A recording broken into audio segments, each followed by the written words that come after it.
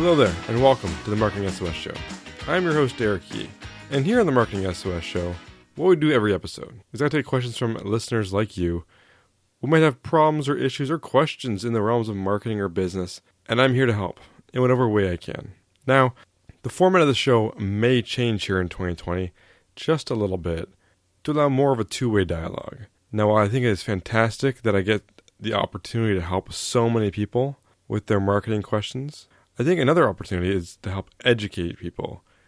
And I can do that by having interesting conversations with experts from different marketing companies, people with just vastly different experiences than my own, to help give you more value and more insights. So look for that coming up here in 2020. But in this episode, we have a question from Cliff, who is experiencing high levels of frustration with his clients and is looking for a way out, or looking for a way to resolve these problems. So let's hear from Cliff just after this.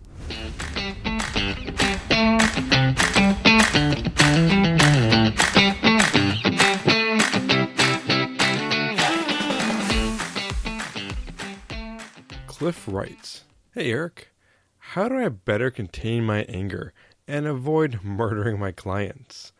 As a professional, I believe it's right to say what your experience and knowledge tells you, even if it is easier to shut up and do what others expect.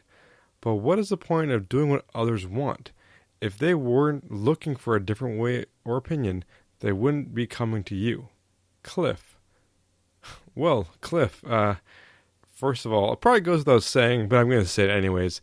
Definitely don't murder anyone. I never recommend murder.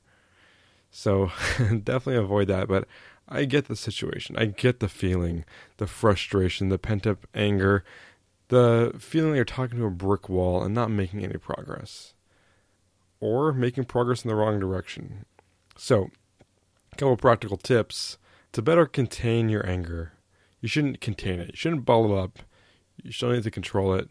You have to find a healthy way to deal with it, a healthy outlet. Now, I'm sure you all know this, but I'll just say it anyways. Look at meditation, breathing exercises, and just excusing yourself from the situations if it's possible. Now, if you're one-on-one with the client, that might be a little tough, but maybe mentally check out. Now, one thing that has helped me in situations like this is reframing or recontextualizing the situation. For example, if you're in a client meeting and getting upset, just think of where you'll be in 5 years and if this meeting will still make you as angry then as it does in the moment. It likely won't, and it'll hopefully help you see that this meeting isn't worth getting angry about in the grand scheme of your life. Now, at the end of the day, some clients just aren't a good fit. You have two options on the table here, all depending on your billables and the amount of other clients you have and how easily you can acquire new clients. You can either continue to do things the way they are or fire your client. Keeping a client keeps a source of income, but you do need to look at the time and effort you and your team are investing. Is there a lot of revisions and rework or mental exhaustion from fighting with your clients? Would your time be better spent chasing new clients or doing other work for easier clients? Perhaps respectfully suggest that this client finds a new marketing agency to work with. Who knows? Maybe you know someone in the area, or maybe you could find another agency in the area that'd be happy to take on a new client, and you can make some kind of referral fee from them. Now, if they don't take the suggestion to go fly a kite and find a new agency, either plainly tell them that you are no longer going to work together and void their contract, or figure out how much you need to be paid in order to keep putting up with bad clients and keep upping their rate. And if you really want to push them out the door and you don't want to take their money, just keep upping their rate until they leave on their own. Now, look at your favorite clients and make them an offer for referrals. Good people typically run with other good people, so you may be able to get better clients more in line with what you want from your existing good clients. And one thing to remember here when you're working with any kind of client business, when onboarding a new client, ensure how you plan to work together is very clear. Set out the objectives and draw a clear line in the sand where each team's responsibilities and decision makings lie.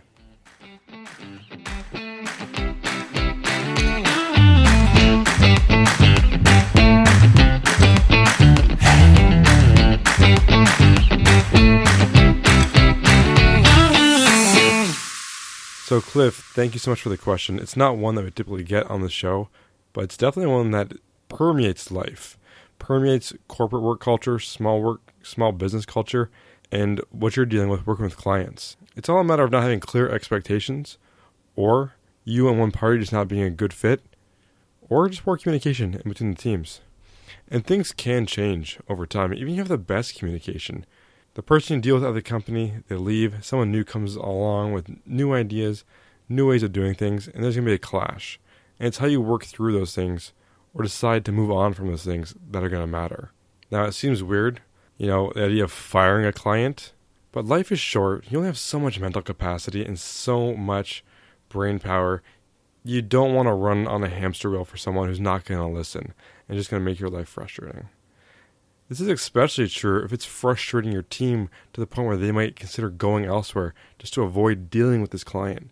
Put yourself, your mental health, and your team and team's mental health first. Hopefully you can afford to fire a client.